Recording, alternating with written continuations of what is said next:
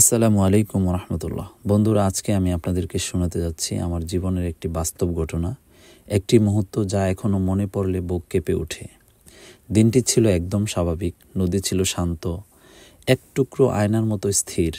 নদীর ওপারে স্পষ্ট দেখা যাচ্ছে লঞ্চ ঠিকমতো চলাচল করছে, বাড়ি সব মালবাহী জাহাজ আস্তে আস্তে এগিয়ে যাচ্ছে, আর নদীর বুকে ঝেলেরা ব্যস্ত তাদের প্রতিদিনের সংগ্রামে।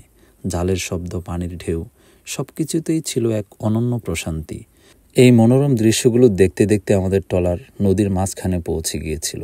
ঠিক তখনই হঠাৎ যেন কুয়াশা এসে আমাদেরকে ঢেকে দিল। চারিদিকে ঢেকে গেল ধূসর অন্ধকারে। সামনে কিছুই দেখা যাচ্ছে না, পাশেও না। নদী যেন মুহূর্তেই তার রূপ বদলে ভয়ঙ্কর রূপ ধারণ করলো। ট্রলার পুরোপুরি নিয়ন্ত্রণ হারিয়ে ফেলছে। সেই অজানা ঘন কুয়াশা আর উত্তাল নদী, প্রতিটি মুহূর্তেই ছিল আতঙ্কের। ট্রলারের মালিক অর্থাৎ চালকের দক্ষতা না থাকলে হয়তো আমরা আরও ৩-৪ ঘন্টা নদীর মধ্যেই থাকতে হইতো।